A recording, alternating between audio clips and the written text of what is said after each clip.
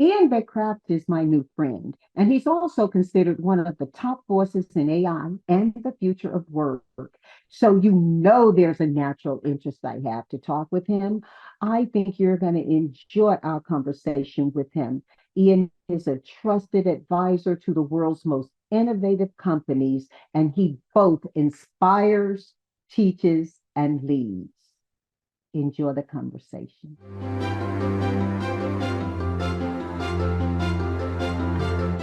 Ian, it is fantastic to greet you here. There are a number of things that will be fascinating that we're going to talk about, but I want you to indulge me first and let us jump in a bit because I think it's interesting to ask you questions around AI and automation. Yeah. Absolutely. I'd be more than happy to jump into that. Fantastic. We'll go back to your childhood and all those other areas, but I just got to get into it because, just a few days ago, I interviewed Kevin Kelly of Wired, and he said many things that rang true for me. One of them was to the effect of your job won't change, but your job description will. Then I saw your South by Southwest talk. You remember from a few months ago where you used the same Hmm. phrase or similar? Yes. Well, Kevin's an optimist, and so am I. My impression from what I've learned and enjoyed about you is that, yeah, you are an optimist. So, in the spirit of a discovery discussion, I want to talk with you about the unintended consequences and downsides as well of AI and Absolutely. automation. You want to jump into that a little bit? Absolutely. I think it's awesome that you had Kevin Kelly on recently. He's had an immense impact on shaping my worldview. I've been reading his books for 20 odd years now. And he's had a huge impact on the way that I approach the way I look at the future and the things that we do today. And it was also funny that we were back to back at South by Southwest. He was the hour before me, and before I went on with my speech. So I thought that was an interesting way to have both of us there. But when it comes to AI and automation, and to your point, one of the things that has really resonated with people from that keynote was that this idea that we won't lose our jobs, we'll lose our job descriptions. And I think Kevin has a very similar perspective on things. Um, and I still believe that for the most part. I think there are some exceptions to the rule, that there are, like any era of disruption, there are going to be specific populations which are impacted more so than others. Overall, as a net to society, though, I do feel that that statement of your job description itself is going to be what changes more so than your employment still stands. If you take a look at the precedent we had in the past, one thing I go back to is people who were involved in horse and carriage around the advent of the automobile, or for digital cinema, people who were what we call negative cutters, who would splice together streams of celluloid that were cut or filmed during the session to match shots together. And there's only one or two people in the world that have steady employment doing that now. They make a lot of money working for Spielberg, but the people in those professions weren't unemployed forever. They weren't put on breadlines eternally in places where they'd never had access to jobs before, which is oftentimes the default of where we go to when we think about automation being pushed out of a job or not having employment. Now, I also have to caveat that because you can risk sounding brusque and insensitive to the idea of losing a job. I've been there, and I know that that's unpleasant for anyone, especially at an individual level. When you lose a job, that's also a piece of your identity that is at risk. And I think that's part of why there's such a really important conversation being had right now about losing jobs and automation. And I'm so glad that you are sensitive to that, not necessarily that you experienced it, but that you are sensitive to it. Because when you talk about losing jobs, while it may be individuals who are asking, sometimes the job loss occurs in communities or by community or by population. And I think, Yes. given that we have so much advantage from this same technology to transfer and share information and be transparent about data, then people can handle that in different ways that ends up feeling very particular to their circumstance. I think we need to dig in a little deeper into that. And given that you do Absolutely. have the sensitivity and experience around that, we have to be real about the impact to certain populations that this makes, even as it will feel like an advance for society on whole. Yes? 100%. Absolutely. And there's new research that suggests the roles that are actually at risk disproportionately affect women. And that is because most of the roles that are impacted are also more towards roles that are predominantly women-led roles. So anything that has anything to do with customer service-led jobs, those are also predominantly women-led versus male-dominated. A lot of things that are around assistant, like an executive assistant role, a lot of those are also predominantly women. There's more men now than there ever were before, but it's still predominantly women. So this pattern is kind of playing itself out in, I think they looked at about 16 or 17 different professions. I'm In sorry? factories, and in factories, oftentimes Mhm. those jobs replaced robotically or through AI are impacting a whole community, regardless of gender or ethnicity. People may Absolutely. populate by ethnicity and so feel to be different, but it does have a ring to it, which means we have to think Mhm. about the re-education as well as the introduction of bigger and quote unquote better technology. Yes.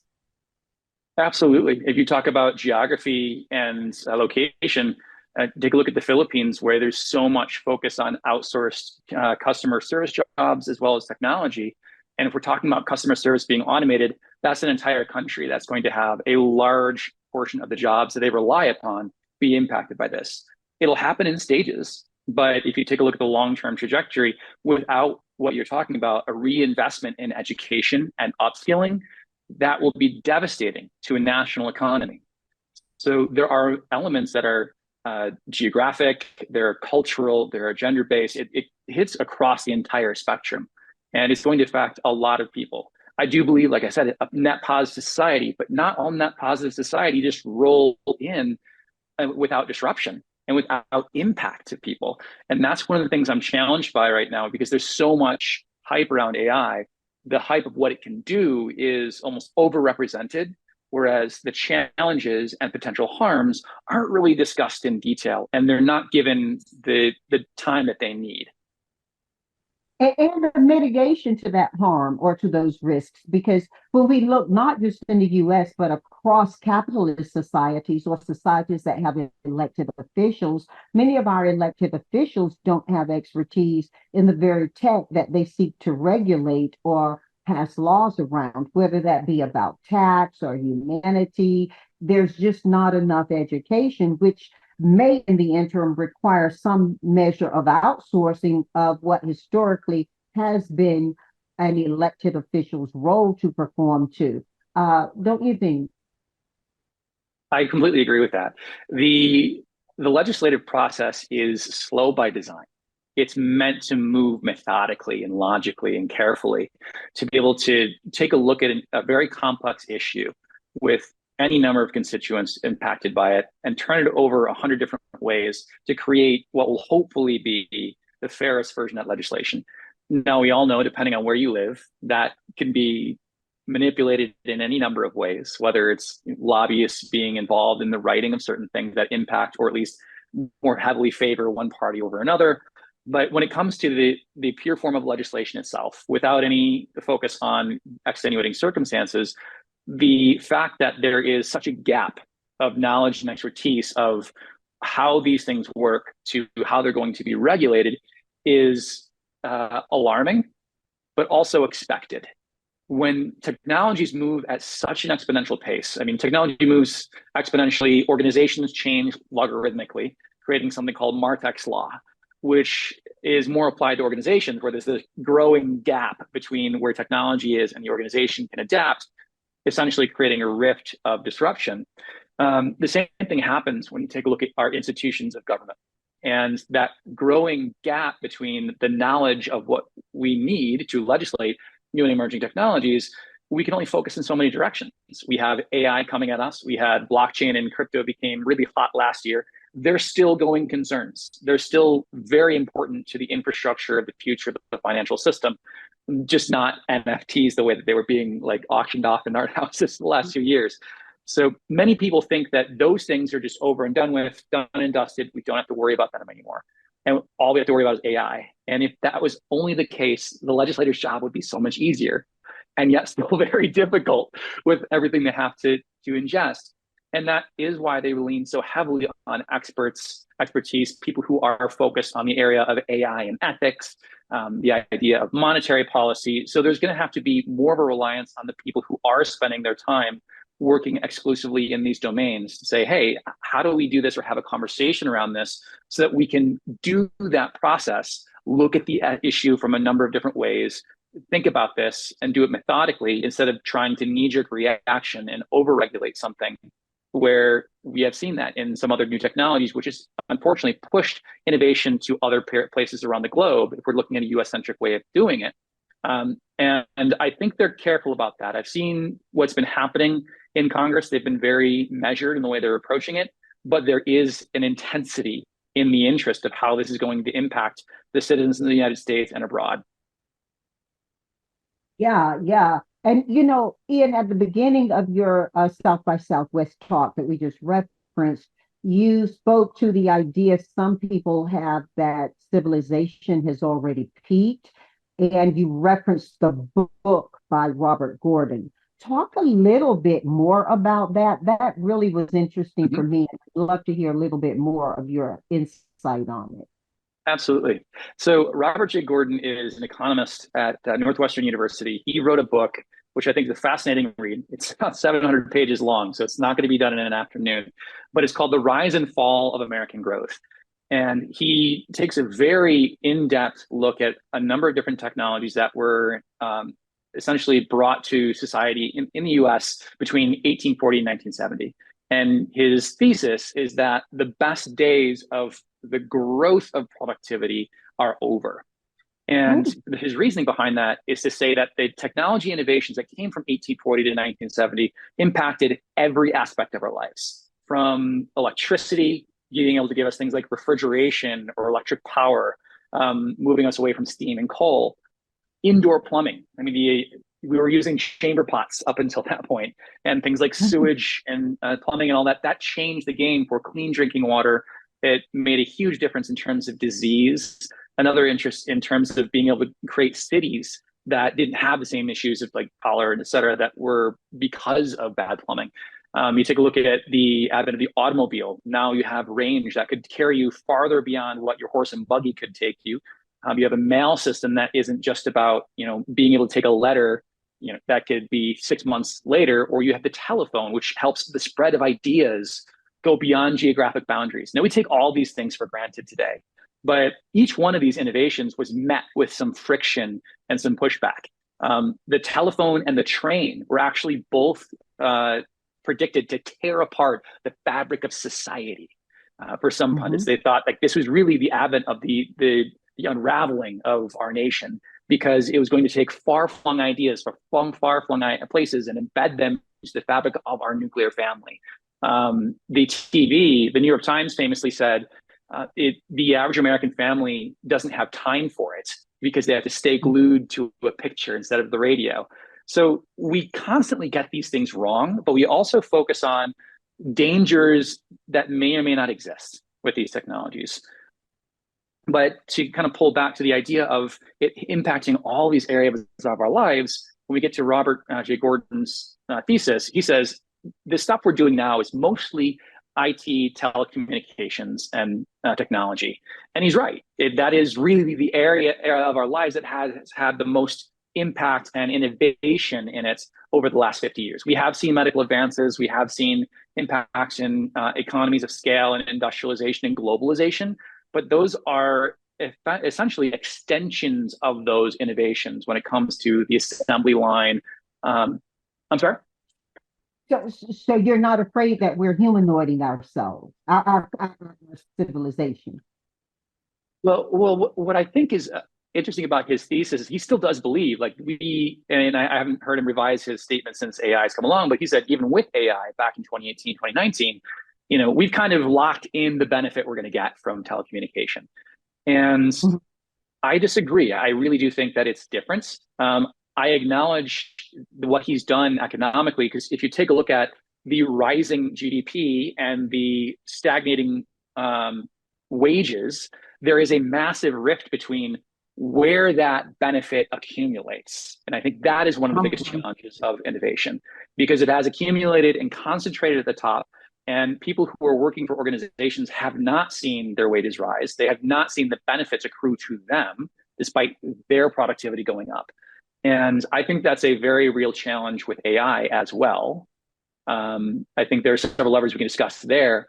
But when it comes to the innovations here, I do believe that this is a exponential increase in the power of an individual and as an organization. I believe that we are going to see massive increases across the board. This is going to revolutionize every aspect of our lives. It's not just telecommunications and IT anymore. It is medicine, it's science, it's education, it's logistics, construction. AI is the new infrastructure of the world. You could say it's like electricity. Who knows? If you take a look at the timelines of the next 1,000 years, it's probably bigger than electricity. So there are some pretty profound statements there. But I do believe, again, net benefit for society, but we're in that crucible right now of our society is not really ready for it. And we're grappling with the issues we never really knew were issues until today. Yes, yes, yes. And so let me ask you something that I asked a group of interns in our company just 2 days ago. I asked them to text into the chat. You can just speak to it. If they knew who the Jetsons are. Do you know who the Jetsons are? Oh my gosh, absolutely. I grew up on that. Oh, well, hey, listen. I'd imagine I'm going to be horrified by their response. They had no clue. They had no clue. So, I had my own positive and negative on that, but I encouraged them to find out because Judy Jetson was a shero of mine. And I look there is a graph, and I'll share it with you, a graphic after our conversation. And it says the Jetsons really did predict, and they had it right. When you speak to all the fears people have about the impact of technology, the Jetsons really were advantaging in a positive way. And they were doing those things that we're talking about right now. So I really just so much appreciate your insight. What I'd love you to do is give us a quick explanation of what the child of disillusionment and the slope of enlightenment are. You have viewpoints of where you see certain technologies today on those scales, yes? Absolutely. So when I'm trying to outline society's relationship to technology, one of the tools I use is Gartner's hype cycle. And the hype cycle shows on a graph and an X and Y axis that goes essentially all the way up, all the way back down, and then slowly back upwards. And there is essentially the initiating point where something becomes culturally relevant. Then we get to the peak of inflated expectations where the hype really takes off. And then we crash into the trough of disillusionment, which is where metaverse and crypto are at the moment, or were over the last several months. And then they eventually creep up to this plateau of productivity, which is like the unsexy march towards delivering on the promise that they originally had. So the way we get through this pipeline is when something becomes relevant and people start to latch onto it. You're seeing it with AI right now, where there's so much hype around it. Everywhere you look, AI is going to change this, AI is going to change that. It's going to kill us all. It's going to make civilization great. And you think it can fix your golf swing, take your kids to school, make you a sandwich, and also change your work life all at the same time. And what happens is people start to use these things and then realize it's good at a few things, but atrocious at a few others. Like I really expected it could do these things and it's not even coming close. And you realize some of the hype has been very cherry picked and that these tools are not ready for prime time yet. Some of them are doing amazing things while others are just crashing and burning. Microwaves and microwave meals, not just birth to adulthood, right? Microwave and microwave meals. Amen. I mean, that is an example of like how you can take an application of two things that have amazing promise, and then also you get different results based on what is actually put in front of a consumer or a person. And the situation with this technology right now is people are waking up to where these deficiencies are. And over time, that's going to take us from this peak of inflated expectations. And in my speech, I said, we're actually way up here. We're way beyond the peak of inflated expectations. And then when we crash into this trough of disillusionment, that's when people say, it wasn't really all that great. It wasn't all it was cracked up to be. We had that happen with crypto, metaverse, Web3. But what happens with that, that's actually a good thing that happens, because it takes a lot of the financial speculation out of the markets. The people who were there more for the hype than the actual benefit kind of leave and focus on something else. And the people who are committed to the mission of that technology have the ability to work focused and undistracted, not being worried about the different shiny objects, the distractions, the hype. And over time, that gets us to that essentially that march towards productivity. And that's when things can scale. And that's when things are more robust and resilient to the types of problems they would have had previously. It gets us to a point where they're scalable, that you and I can use any one of these tools and they at least come close, if not absolutely nailing the promise they had when we all were talking about the hype. The challenge is people focus on that trough of disillusionment and say, well, yeah, you said you could do that like 6 months ago and it took you this long to get there. It's not magic. It's actually, and for now, it's people who are involved in building these technologies. So it does take time. It does take market cycles. And this cycle is actually a good thing, even though it seems like the hype is a bad thing. It pushes interest, it pushes resources in the direction of development of these technologies. The trough eliminates all of the hot air and pulls that out of the room, and then allows the technology to mature to a point where it's actually scalable and able to deliver on a lot of those inflated promises we saw at the beginning. And you referenced until the time is scalable. Isn't it true about just about any product, though, in its development or its adoption phases, that it goes through this type of activity? Practically any technology, especially at a societal scale, goes through something like this. Anything that has the possibility to disrupt an existing behavior is going to go through something very similar to this. When it came to, I mentioned Web3 and crypto, we had the same thing with the television or even the telephone. The curves just take longer to get through than they do today, because our adoption of technology is like at minute scale versus year-long to decade-long timelines. Yeah, I can recall my mother-in-law when I first visited her in England, and she was sharing all of the things that she's seen come into being during her lifetime. The telephone was one of them, modern automobiles, and the list could go on, right? Because there was such a rampant buildup of technology that followed the 40s and 50s that we don't look at, because it's so much a part of our lives and it's different than AI infused technology. But she mentioned being afraid to put the phone to her ear. What was it going to do? Yeah. Well, if you fast forward, I've got relatives and friends who say the same thing about the cell phone. And maybe they're justified. Yes. We don't know, but that's the case. But let's go back and talk about job descriptions changing. Okay. Now, you do know that my business is profoundly based around employment. So I'm particularly interested to have these sorts of public conversations with futurists like you about the future of work. Our family are interested in this, who are listening right now, quite naturally. So this is a big topic. We don't need to rehash everything involved. However, other than people needing to educate themselves on these new AI tools to remain current and relevant, what's your current stance on how you see work changing and evolving the next 3, 5 years, even the next 10 years? I think this can give us your perspective of present and near-term expectations that can be meaningful into our own lives right now. Absolutely. When I start talking about jobs and employment, this has brought me to a concept I call the age of the creative generalist. And most of our lives, we've gotten this narrative of you need to specialize in order to have protection and be employable. You need to have expertise, you need to have domain-specific knowledge, and that's what's going to guarantee you not only a good education, but a good job prospects, promotions, and a good, healthy career. And that was true for a very long time, and it will remain true to some degree going forward. There will still be a need for experts and deep expertise, but the push to specialize is going to change dramatically over the next decade alone, and over the next 30 years completely. And that's also going to impact the education system.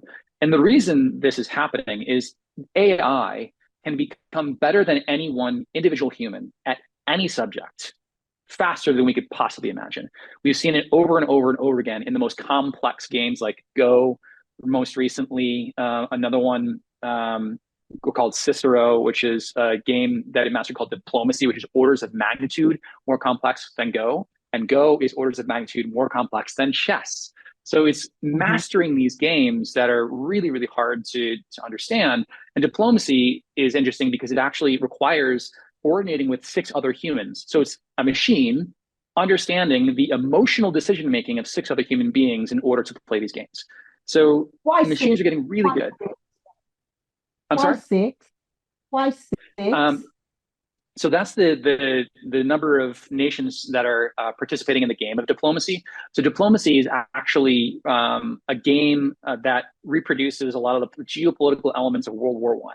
So you have 6 other players in the room with you, and diplomacy games can actually go for hours or days on end. These were speed rounds of 15 minutes each, and within the course of a short period of time, the AI bot made by Meta became one of the top 10% players globally in speed rounds of diplomacy. There's a whole website where they show how they did this. Very impressive.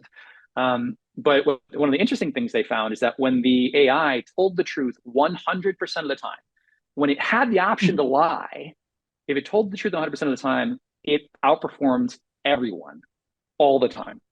It would even tell you, hey, I'm going to do this to you. It's not in your favor, but this is what's going to happen. It would actually outperform the humans. It was very upfront. And I find that interesting. I find that has some very strong implications for society long-term in our relationship with algorithms. I don't think it's going to be monolithic in that way or universally in that direction, but I find that very eyebrow-raising. But when it comes to these algorithms and the way these things are being developed, they are getting really good at any one specific subject and also getting very good broad subject-related expertise. We've seen ChatGPT, it can write poetry, it can write a graphic novel for you. There's all sorts of things it can do that expand our capabilities. So we tested, Ian, let me interrupt you for a second and share with you. We tested ChatGPT prior to you coming on this conversation and asked what we should ask you. And we were amazed that many of the questions lined up with what we'd already prepared to ask you. So, yeah. Oh, that's awesome. Well, I'm super curious to hear where the differences were when we get into that. That's amazing. Yeah, we absolutely can. But I want to pull back right now to work. What do you think all of this conversation translates into in terms of employment statistics and what the workforce of tomorrow, for real tomorrow, right? Not future tomorrow, really will look like? Absolutely. So this gets back to this concept of the creative generalist. And some people hear creative and they think artist, musician, and I mean it more broadly. I mean it about the ability to use your creativity to bring general skill sets to bear. And this, I think, the people who are going to thrive in this type of environment are people who have broad interests. People like me who most of their life still haven't figured out what they want to do when they grow up. They have 1,000,001 interests. They're really good at a couple of things. Creative generalist has depth of expertise in a couple areas. And then they have a really broad range of hobbies, interests, exposure. Maybe they've had 6 or 7 careers over a short period of time, but they've got a lot of deep expertise in a few places. And the AI doesn't make that deep expertise invalid. Like I was mentioning earlier, the deep expertise is at threat. What this does is actually creates more connective tissue for ideas and analogies. And those ideas and analogies allow you to combine concepts, ideas, and resources from different fields. And all of a sudden you come up with really interesting ways of looking at the world and operating in different skill sets. The other thing this does is by having a broad range of exposure to different industries, ideas, actions, responsibilities, you can say, well, I know how this is supposed to work. I know what output I'm looking for. I've seen someone else do it, and I know what I need. Now, the AI can take care of the rest. It abstracts all the technical detail, the years of discipline and investment it took to get to that output. As long as you can instruct it appropriately, almost like a good account manager can, or a project manager can say, I need this from you. If you treat these AIs, and Kevin Kelly says this, he says, treat them like your interns. And that's exactly as you should talk to them. You tell your intern, here is the mindset I need you to get into right now. Here's the task I'm asking you to do. Here's what success looks like. And then here's how I want you to get there. You're very detailed about how you want it to do these things. And when you treat these AI algorithms this way and you approach them in precisely that kind of a formula, you get amazing things back. But when you say, write me the next novel, you don't get as much back. Yeah, and you're getting to a point that actually that I'm just about to ask you about. So recently I was in Goring-on-Thames in England for a friend's recommitment, and after 25 years of marriage. And one of the things that her husband was sharing with me as a professor at a university there in the UK is the question around how schools are managing AI and the students' use of it and whether the student is learning. My question for you is, will the advance of AI impact the ability for the masses to learn, or will it dumb society down as technology gets smarter? Is that a fair question? It is. And I have a controversial take on that. My answer is both. Actually, it may not be controversial. I believe that technology has already done both. If you take a look at our attention spans, they're shorter than they've ever been. If any of us had to deal without technology for a couple weeks at a time, I think we can all go several hours, even a couple days. But if I took away your use of technology for 2 months, how would we fare? I'd venture not well. And that's going to, our reliance is only going to increase as we rely on AI. That said, some people might really have a problem with that. You also have to look at how context of the world is shifting. If the world operates on that new model, then that's okay. Your reliance on technology is not the worst thing in the world, because you need to operate in a world by its rules. They may be good, some may be bad. Really need to know. So it's a question of, do we really need to know this stuff now that we don't need to know this stuff? Absolutely. And that Absolutely. doesn't make us. Okay. Yeah, it was the same thing when the calculator came along. Mathematicians, most math teachers were saying, we can't allow this. This is absolutely terrible. It's tearing away students' ability to think for themselves. The clock. Absolutely. Absolutely. So, and I mean, even Plato and Aristotle thought writing was a bad technology. So there's a lot to be gleaned from that. Yeah. What are some of the biggest mistakes you currently see large corporations making, especially in relationship to technology and work, though? Yes. Looking at this strictly through the lens of efficiency. So this is not just about efficiency. When we work internally, we focus on two things: skill sets and workflows, and how we can enhance both. The challenge is we also live in a world where the marketplace rewards efficiency, and there are certain code words for efficiency and actions you can take that the market will reward. So if you're a CEO of a Fortune 500 company, layoffs are a fast way to boost your stock price and to get attention from the market and say, hey, look at me. I'm doing things that are great for the stockholder, and I'm really focused on leaning down. And right now they're in vogue for a few reasons. One, a lot of technology companies overhired during the pandemic, thinking that their hiring and their productivity was going to continue to rise. And they're realizing, wait, we don't have the work to keep these people productive and not hit margins. So you're seeing 10 and 15% layoffs repeatedly. And I don't think that's over. I do think, especially the VC funded startups, over the next year, we'll see a huge slash in their survival rate. Many of them should be looking at M&A now. But many of them are also going to try and continue to figure out what their escape route is going to be. So we will continue to see layoffs because of this overinvestment that happened during the pandemic. And a lot of it will actually be blamed on AI, because it's easier to say the world is changing, we need to adapt to it, versus we made a big mistake by overinvesting early and taking investors' money. No CEO is going to want to admit to that. So they'll say AI is just revolutionizing our business. We don't need this many people. We're going to make all the people we have here better and get rid of 30% of our staff.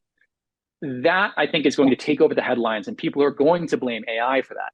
There will be some cases where AI actually legitimately can take over a role, but for the most part, it's going to be people kind of covering up other sensitivities in the business.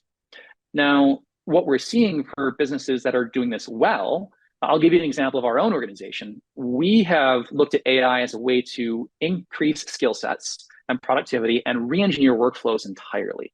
And with our staff, we don't remove anyone.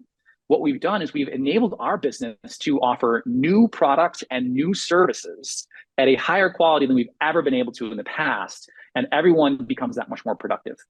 We're actually doing something right now. We've just inked a deal with a big 5 consulting firm, become one of their visualization arms for a really awesome new design sprint that we're compressing what would typically happen over 2 weeks into 4 hours.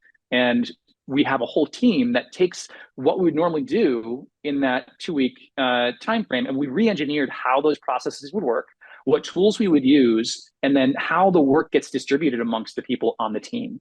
And it's really cool. It's kind of like those science fiction command centers. You have a bunch of people working on something at the same time, using AI, enhance.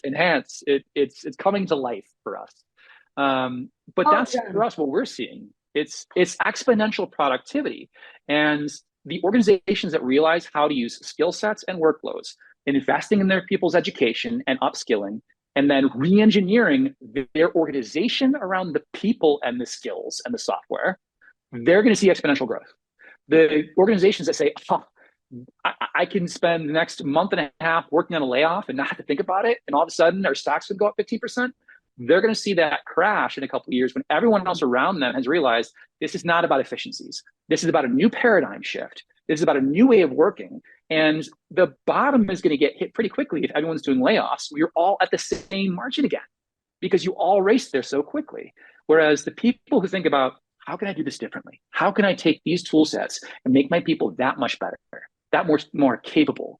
All of their creativity gets to come to work. And one of the things I say in my speech is that as a creative generalist, you can bring your interests to work that maybe you wouldn't be able to bring to work now and get compensated for it, but you can perform competently in roles that are outside of your job description. And that's why I think the job description idea is going to go away, because you might be senior accountant number 2 in the finance department, but your group wants to work on something that could really use some design help. You don't have anyone in the organization do it. Well, you get to be the art director for the afternoon. And then you get to be the project manager later that day because you have the tool sets to do these roles in the moments you need to. And everyone is going to have access to this. So it's not like one tool takes away one person's job or one tool takes away one industry's job. It's we all are going to be augmented in a way. And if we choose to accept that, I am no longer just a strategist, just an accountant, just a designer. I am whatever I need to be in the moment that calls for it. We can lean on what I call just-in-time skills and just-in-time expertise, or expertise on demand. And just like you see in the factories where things come in at the very second they need to be used, for us, we're doing what the industrialization did to physical labor, which is it mechanized physical labor. And we are now digitizing skill sets. So the things that you need to use are now ones and zeros instead of years of education and experience. So if you think about it that way, you can augment your impact and your capability in a very short period of time. Masterful. Oh, masterful. Okay, let me ask you a chat GPT question. This is what Sure chat GPT. Okay, I'll ask you 2 of them. I have 2 of them. Am I correct in calling you an optimist? And the next is, well, if there are things about technology today that do worry you most, what are they? ChatGPT for the win. Those are great. I would say long term, I'm an optimist. Short term, I'm actually a pragmatist. I find myself in the center. I disagree on both sides with the people who are naysayers as well as those who are optimists. I think there's we're challenged right now at this moment where there is a utopian vision of AI that it's going to bring us to this promised land and transform society in ways we couldn't imagine. And that's true, but that also blinds us to the weaknesses of these elements of technology. And then there's the dystopian vision, which is Elon Musk saying it's going to destroy the world, Alessia Yudkowsky saying we need to send airstrikes and missiles towards every AI facility now because we're all already dead. The problem with these things, it's good that they bring up the different visions, but they paralyze us from doing anything because they don't talk to each other. They talk over each other. And it's very similar to so many other aspects of our society. Take a look at us politically. It's impossible to agree across the aisle. We're getting the same thing culturally. And we're moving into an era where the most important skill set that you can possibly have is the ability to hold space for two opposing truths at the same time and say, this might not agree with this, but they can both be true. And I need to find out what that means for me. Because you can listen to either one of these talk about the scenarios, but that might not hold truth for you individually. It might not actually be true overall. And the other thing it does is it takes a spotlight away from people who are doing real, legitimate work on the problems we face right now, not the problems we face 20 years from now, which are still important, but the ones that if you walk past the red flags every single day, you will get to that future that is dystopian. You will get to that future that's undesirable. But if we can spend some time focusing on the things that actually have an impact on us today, but could also have an outsized impact on the foundational technologies we're going to build our society on, if we focus on that, we can make a real difference, and we stand a much likelier chance of getting to that utopian vision than if we just shout at each other all day. And that's my biggest problem with these two narratives is they're both right and wrong, but they take away from the issues that we can actually have something to do with now. And that's why I think there's a sense of hopelessness. People listen to these experts on both sides and say, well, I'm not as smart as they are. I don't know where to start or how to contribute. Whereas if you listen to the people who are doing work on the ground right now about things like systemic bias in the data sets, the way that the diversity is represented, not just in the models, but also in the people doing the work, all of these things, these are things we can address today that will have those exponential impacts and growing rate of return on our future. So that's where I like to start positioning those discussions is we can talk about the future and curing aging and cancer all day long. That's great. What can the average person do today? And there are a few things. One, by listening to those voices who are talking about, I'll name a few, but by listening to those voices who are going after the problems of today, but also raising your voice to be counted of what your opinion is on these things. When it comes to legislation, you have a voice that matters. When it comes to what your employment policy is around AI, you have a voice that matters. We're seeing this right now with the Writers Guild in Hollywood. And I may disagree with some of the things that are happening in terms of the demands, but what I wholeheartedly support is their right to bargain against the studios. And some of them are my clients. So I'm saying this openly when some of them I work for, and to bargain for their rights, because we are at an inflection point in society, and they're the first real crucible where a lot of this is taking place, where we're grappling with the potential danger to employment. So, and they're right to say we need safeguards and guardrails because we've seen historically, we've seen studios put more and more pressure on the writers, the producers, et cetera, to produce more with less. And we know they're already doing tests, but we want to have a say in how our field, our profession shapes. And we are all going to have that negotiation with our employers at some point in the next couple of years, whether we're active about it or not. So paying very careful attention to what happens with the Writers Guild. And soon after, SAG-AFTRA is going to be doing the same thing. The Directors Guild is going to be doing the same thing. So we're seeing this play out in Hollywood.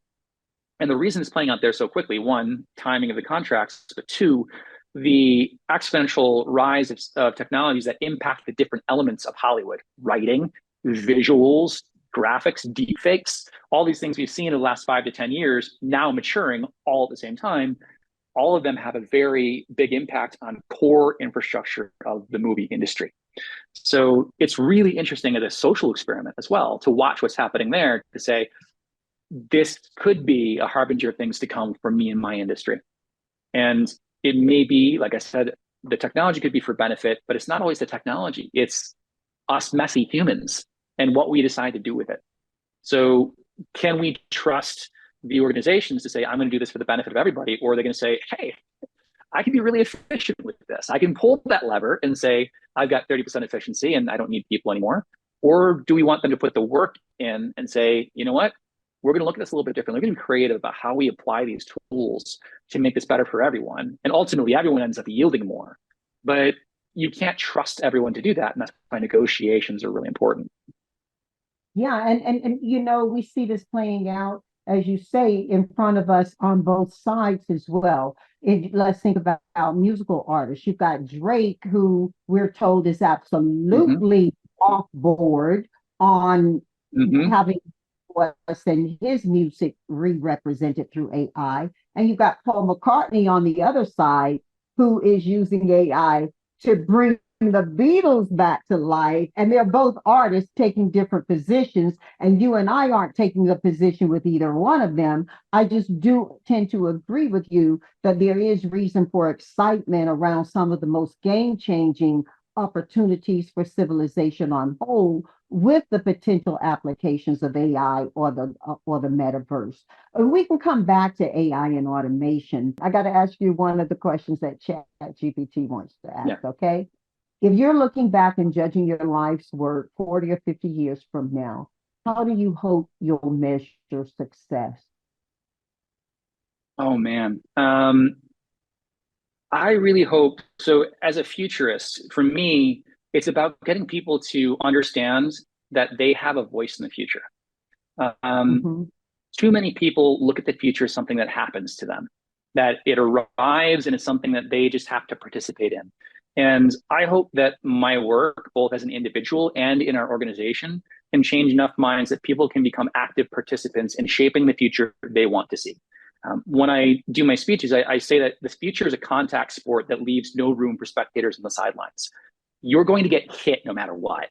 So if you lace up your boots and get on the field, you're more likely to participate in the wins and the losses that happen. But at the same Mhm. time, you get to be a part of it and you get to shape the way that the game or life or reality is Mhm. going. And I really hope that more people become active participants in shaping that future. And it doesn't start off by being an expert. It doesn't start off by knowing everything about a field. It just starts off by knowing that you want something different or better for yourself or others around you. And that is the starting place. Once you've determined that, you know what, I know I want something better, I know I want something different, I don't even know what it is yet, but I'm going to figure that out. That commitment is what will push people towards asking for, demanding, and creating better futures for themselves and for society. And if I can judge my work in 50 years' time, I really hope that I can say I was able to help people understand that was a real choice for them and that they made that choice and actively participated in shaping things. I love, love, love, love, love that. I'm becoming such a bigger fan than I was before you came on to this conversation. Let's sober up a little bit, our enthusiasm, though, and speak to something that's real for people who may not be where you are or may not be inclined where I'm inclined with what you're saying. And talk with them about cyber threats, because these are ever evolving. And Mm-hmm. we got to figure out how to stay ahead of potential vulnerabilities. That's a complex and crucial area for us to consider. Can you share either anecdotally or instructionally how we can address this with our family? Absolutely.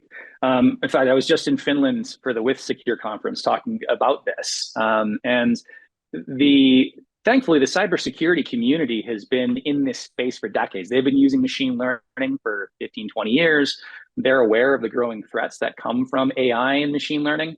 But society itself is not. So while at the enterprise level, you might have organizations that can protect and defend against a lot of intrusion attacks or social engineering, people like you and I might not be equipped for this. And the element of generative AI, the fact that you can generate assets, images, voices, audio at the click of a button, means that the people who were already trying to scam you now have a new tool set.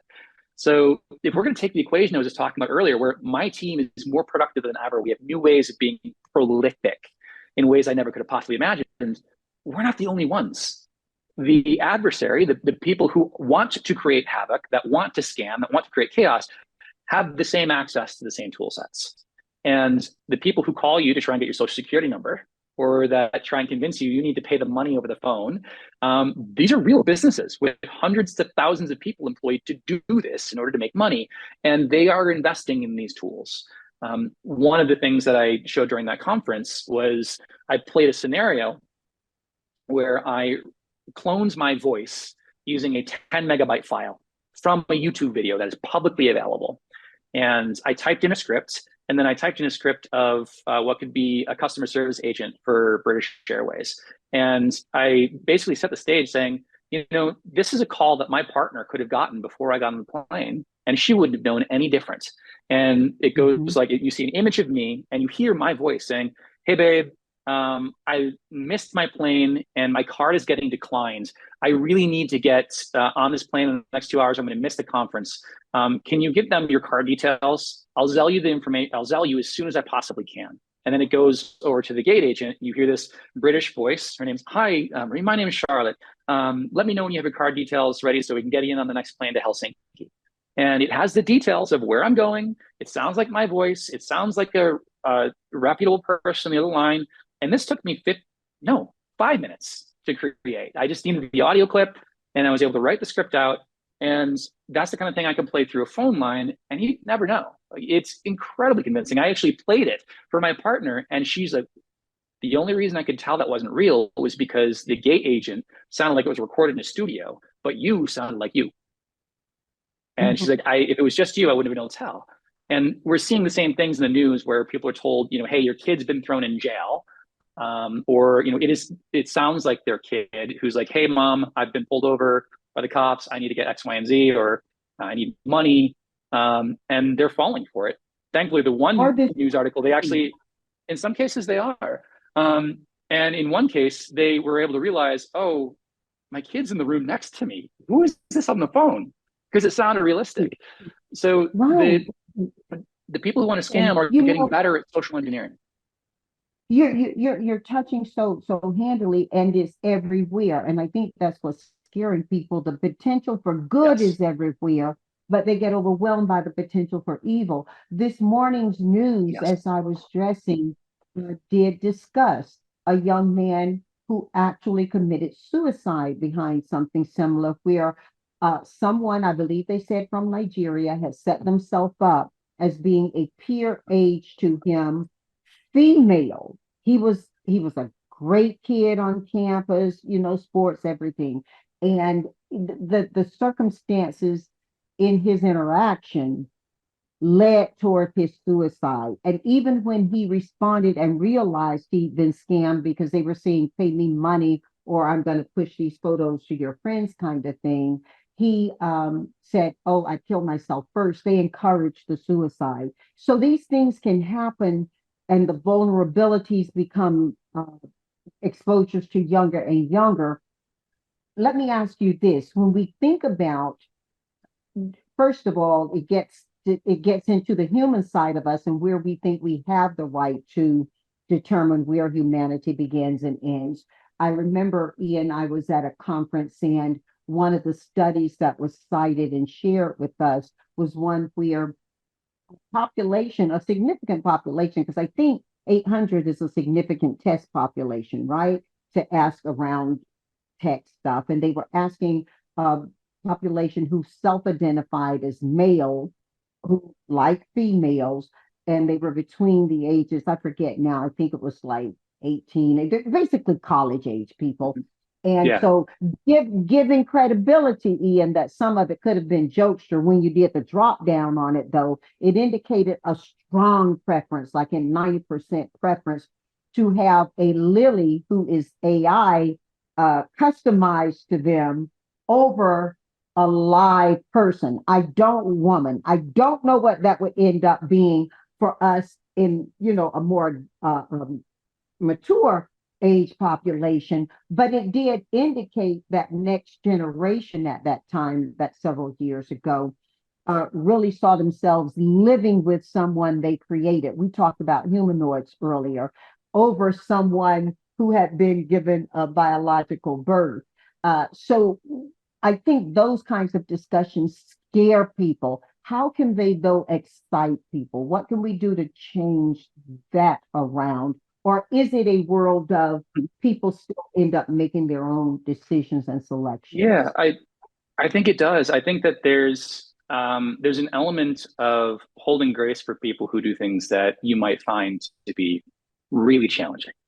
And there's a growing, to your point, a percentage of population that just went through 2 to 3 years of where they would be able to socialize and build their social skills and integrate with society in ways that you and I got to, that they will never get back.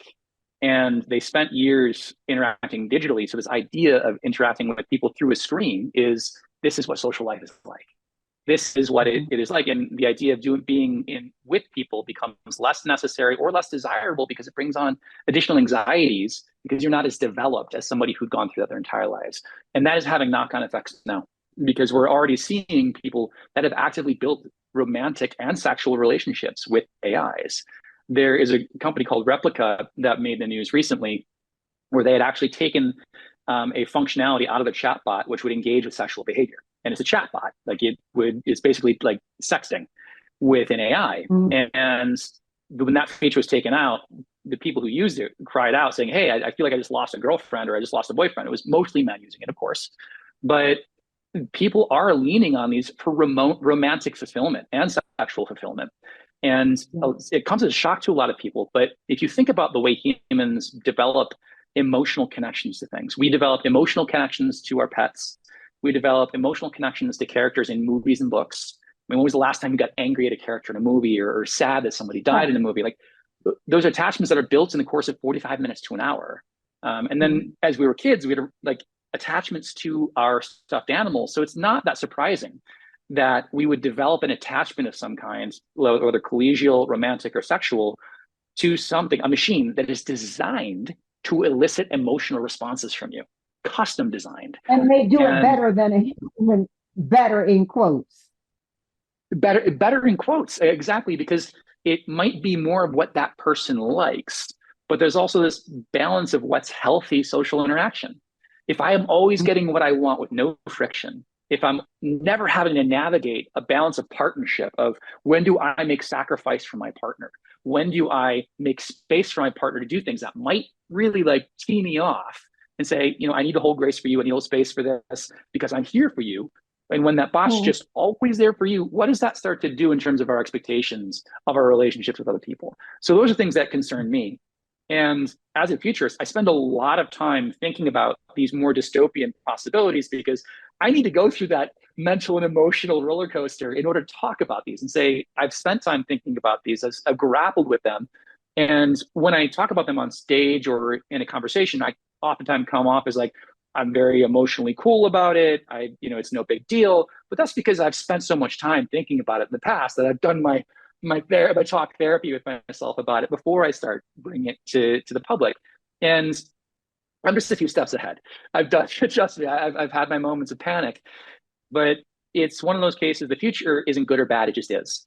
Now we get to shape which direction it gets to spend more time in, but there are some examples of people who've talked about the romantic relationships with these things.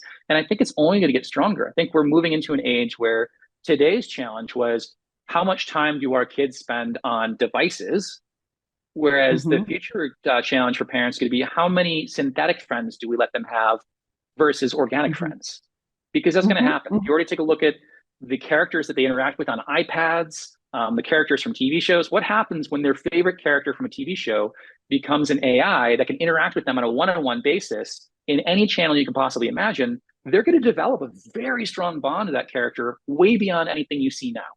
So, or when that character can grow or iterate in ways they want or in ways that they do, versus their pet dog who does have a lifespan and causes. How are we then manage emotion when we can manipulate, we can design our experiences the way we want them versus experience them and grow and iterate in a human to human relationship? Absolutely. Absolutely. And what I think you're getting to, and it alludes to one of the statements you made a little bit ago, is like, how do we navigate, these different futures is either or. And it's kind of like the political spectrum. There are going to be people with different ideas of what a good life looks like. And that's going to Mm-hmm. fragment more and more as more technologies come to the fore that can transform our ways in very significant ways. There are people who are going to be like, I'm all in and I will never have a romantic relationship with a real person ever again. This is all I want. Those people are going to be very, very, very small portion of the population, but they'll get the majority of the news because it's so different than what we're used to. Then there are people who are going to be like, I kind of see where this is going. I don't like this idea, but over time they'll interact with these things more and more, and then it'll just kind of happen by exposure. And there'll be a mix of most of my social life is with real people, but there is a bit that is digital as well. Or you might even interact with representations of your friends who Yes. create AIs of themselves, which is already happening. So Oh, these are all different possibilities. and think about this for an aging population who may have lost a significant other or spouse. How do we then introduce this same technology, this humanoid technology, to them to determine what the rest of their life looks like? It's endless, isn't it? It is. It's the potential, There's potential for either. incredible. There is so much potential in the realm of being able to age gracefully. At this point, I'm so grateful that I'm growing up in this time because I want to live to 150, and I also want it to be a healthy 150 and a socially connected 150. Whereas, if I grew up 5 or 6 decades ago, the potential for additional health consequences, given my own genetics, could have been wildly different, and the potential Yeah. to be able to live disease free up until 100, 120 is something that is right at the cusp of where we are today. So the potential in front of us to do things like cure cancer, cure disease, Alzheimer's, to also age gracefully, but also talk about socialization, because that is one of the key factors in aging gracefully with health. Being part of a Mm, community, connected and loving community, is something that people cite often as the number one factor as yeah. to whether you'll age gracefully. And I think that even though AI seems cold and mechanical by its name, its ability to create companionship is very compelling. It's not there yet. It's very close. But then we have to get to this idea of individual freedoms and say, do you choose to engage with that? Is that your choice going forward, that you want to recreate a vision of your partner who may have passed, or family members that you really miss? And how do you go about that? And that's where I think we're going to see a lot of different perspectives come about. I think the technology is going to happen no matter what, but the way we navigate this as a society is going to play out whether we like it or not. Yes, it is. We've covered so many things that I wanted to get through, and I want to be respectful of your time. Ian, I appreciate your thoughtful expertise, your ability to express needed information in a way that non-techies can appreciate and adopt. Uh, you just have so much great insight on a number of topics beyond tech. Is there anything that you want to scurry around before we go to 4 for 4? Oh man. I think we've gotten to a lot of them. I think that we talked about the doomsday and utopia stuff. We talked about impact to society. Um, I'm really ultimately excited about where things can go. But if I can leave anybody with one message, it gets back to that: you have a voice in how this happens, and you don't have to listen to me and agree with me. You can disagree with everything I say, and what I would say to that is, please speak up, say something, Yeah, do something, yeah. create something. The best way to get back at someone is to create something interesting. The best way to make your voice known is to make a point that other people can align with, that disagrees with something else you heard said. So find a place where you want to create change and stake a claim, whether you're an expert or not. We need more non-experts now than ever, especially in a time where this affects all of us. So please, come and disagree with me, agree with me, do whatever, just participate in the conversation. Wow, wow, wow, wow, wow. Okay, let's go 4 for 4. Ian, I'm going to ask you 4 questions. You're going to give me 4 answers, no wrong answers. First question, if you can lean in on humans, that's great. But it is about you get to invite 4 people to dinner Oh man. from any point in history to now. Who's at your table? Yes. Um, okay, so 4 is And hard, why? And but why? and what? And why? Why are I they couldn't at hear. your table? Oh, why? Tell us Okay, who gotcha. those people are So and why. So I would say leading into minds that change the world, I would go with Leonardo da Vinci and Buckminster Fuller. Leonardo da Vinci is the quintessential creative generalist, Mm-hmm. the person who had the ability and the exposure and the curiosity. Like if I could define him by two words, it was passionate curiosity. Nothing in the world was uninteresting to him. And even the things he wasn't interested in, he would still inquire, he'd be inquisitive about, he'd explore it. And he essentially invented technologies that didn't come to the fore until 400 years after his death. So I would love just to have a conversation with him and see how his mind works. Buckminster Fuller is kind of the Leonardo da Vinci of the last 100 years. He's an architect by training. He studies complexity. He's also known for the buckyball, the geodesic dome, but incredibly prolific thinker. One of his quotes that I absolutely love and live by, and it echoes what I said earlier, is that we are called to be the architects of the future, not its victims. And his perspective on creating the future was like, we are all called to build together, not to be victims of whatever might be coming our way. And I love how he says that. Another person I would love to have dinner with, Ruth Bader Ginsburg, for several reasons. One, completely changed the face of the Supreme Court, but also it gets that idea of like holding opposing space for opposing truths. One of her best friends was Antonin Scalia, who ideologically could not be more opposed to her reasonings on the bench.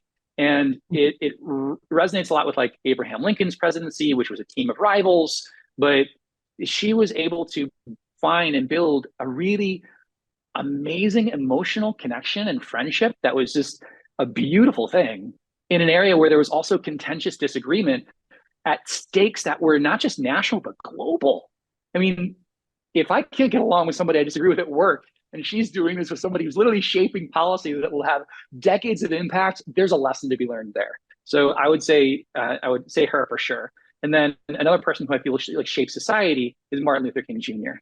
And I don't have to go too deep on why I want to have him at the table, but I have an enormous affinity for people who decided that I'm going to stand up for something I believe in, no matter what it takes to get there. And all of these people that I've mentioned have had that to some extent, but I don't think anyone on the list more so than Martin Luther King Jr. I mean, he gave the ultimate sacrifice, but he also was shaping society at a level that had impact for hundreds and, of course, thousands of years to come. We haven't even seen the full extent of them. But I would love to have conversations with all of these people of, A, what drove that fire that was inextinguishable? Just it came from a place that no matter what people did, you could not put it out. And then where did you get your inspirations? Where did that fire come from? What made that fire bigger? And then what advice would you give to somebody who also wants to create change? And that would be the content of that conversation. Wow. Wow. Okay, I'm coming to dinner too. I'll make it 5 and I'm coming. That's Please an do. awesome table. That's an awesome table. So let's go 2 for 4. What 4 pieces of music are you listening to and why? So I am in Brazil at the moment. We are expanding. We're opening a new office, and I'm working with some clients here. So I'm listening to a lot of Brazilian music. So 2 artists that I've kind of come into are Ziga Balero and Alina Calixto. I feel like they have a really good way of helping you understand the Brazilian culture and soul of its music. When I'm also listening to something else, when I'm studying, I'm a former musician by training. So I listen to a lot of piano, anything by Chopin, kind of really gets my brain going. And absolutely. And then if I want to listen to something where I want to listen to lyrics, I'm still listening to Kendrick Lamar's album from last year. And if I can't do anything else while I'm doing it because I'm just listening. So that would be my 4th. Fantastic. Okay, we're gonna go 3 for 4. By the way, I was like, yay for Chopin. My friend told me, okay, Chopin is classical for people who really don't want to understand. I was like, that's okay. I'm there. Yeah, tell that to the Polish. They might fight you on that one. Right. Let's go 3 for 4. What 4 books do you recommend to our family and why? Yeah, one that actually had a pretty profound impact on me in the last 2 years, and it sidesteps the technology conversation a little bit, is actually the alter ego effect by Todd Herman, Mhm. who I've worked with him and his group for a while for some coaching. They do an amazing job, and it's great for people who want to flex different parts of their their capability that might seem outside of who they are today. And he talks about how people like um, Serena Williams and Kobe Bryant built their alter egos to become the top performers that they were. And then Mhm. also you have Beyonce, who is Sasha Fierce, and how they created these characters to embody things that they wanted to be, but their current personalities didn't really feel like they were a natural fit. And But I've we used often this do that. to enormous effect. Don't we often do that as children freely without coaching? Yes, But absolutely. we In fact, lose we that have that along coached the out of journey. us. Yeah, we lose it Yes, along we the do. journey. Hmm. What's your Absolutely. next? So the other one is, well, there's two. One is math without numbers, because I believe that we're entering an era that if you really want to go deep into AI and science, you have to have an affinity for numbers. I was not a good math student. I just was not. But this has helped me kind of wrap my mind around concepts that are really coming to the fore with artificial intelligence, deep learning, machine learning, and now I can get into more complicated contexts of calculus and algebra that I would not have been able to do in college or even in high school, because the concepts were explained to me in a different way. And I feel like that type of information, there's another one called A Mind for Numbers, by a woman who teaches a class at Stanford on learning how to learn. Those two go together very well. And we're moving into a world that if you want to get deep into AI without having to be a scientist, understanding math and code is very helpful. But Mhm. having to go a traditional route isn't necessary. Having to go get a degree in math or coding, it's not for people like me. It's not for most people. And having education that caters to a non-traditional way of understanding concepts in really interesting ways, I think is phenomenal. I think we're seeing more and more content like that these days. So I felt those are two really good examples. And then another one is the alignment problem, which is about what's happening with machine learning. And it talks about some of the problems that were in the data sets, the biases that are showing up in these areas, the scientists that are doing a lot of work around how to bring this to the fore, like Dr. Tim Gabru, and their decentralized AI Research Institute, and they talk about the things that are actually being embedded in the models that you and I are going to be using. So if you're looking for those areas where you can have a voice and make your voice known, a book like The Alignment Problem talks about those very specific areas of there's a problem here.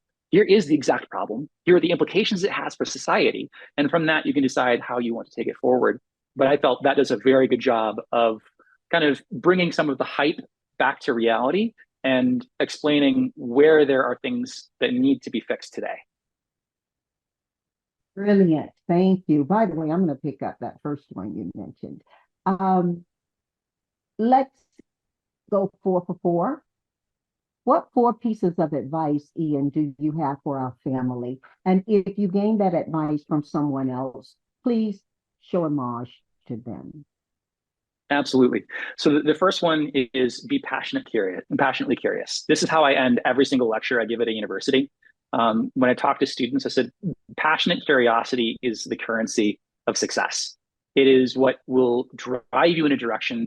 Find your fire and fuel it with that passion, curiosity. Because if you don't have that, then it doesn't matter what other skills you have. You will only be able to get moderately good at best. The next piece is to create something. It doesn't matter what it is. Find something based on that passionate curiosity and go and create. This also builds on my lectures for students. Maybe it's a blog, maybe you're creating some art with these new tool sets, but by creating, you get involved in the act of understanding. You can only Mhm. understand something so much by intellectually observing it or spending time with it. But when you create with something, you engage your mind in a completely different way. And all of a sudden, you expose yourself to different ideas. And then it usually leads to exposing yourself to different people and different communities. And all of a sudden, you have something in front of you that you never could have imagined if you didn't start creating. So there was that. The other one is actually from Kevin Kelly, and that is be very curious about the things you're not curious about.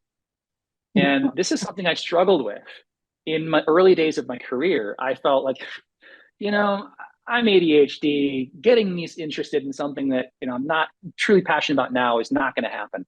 And now that I'm 25 years removed from that, it's a different story. I realized this is going to impact me in some way. And I don't have an interest in this, but I need to find a way to make this interesting. Find a way, some angle, some perspective, some person who can help me find that passionate curiosity I can infuse into this.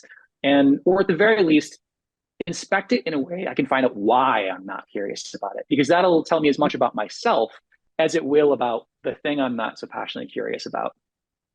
And the fourth is, despite the fact that we humans are the messiest part of this technological equation, to have faith in humanity and to be a part of that faith in humanity, to actively drive towards creating more faith in humanity, because your choices impact someone else's perspective on that too. So you can be giving that forward. I do believe that technology amplifies the whole spectrum of the human spirit, both the good and the bad. It amplifies the bad as much as the good. But if we are focusing more on what good we create and put into the world, then we can really skew that spectrum towards the positive. And again, we can create those futures that we want. Wow. Hey, Ian, I pray that this was as good for you as it's been for me. And if I smoked, I go have a cigarette. Janice, thank you so much for having me. It's been a joy to be on the program. Thank you from my heart to your home. Thank you.